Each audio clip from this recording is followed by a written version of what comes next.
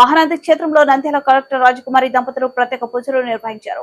Collector గా పదవి బాధ్యతలు స్వీకరించిన తర్వాత మహానందీశ్వరుడి దర్శనం కోసం రాగా వీరికి ఆలయ ముఖద్వారం వద్ద వేద పండితులు అర్చకులు స్వాగతం పలికారు.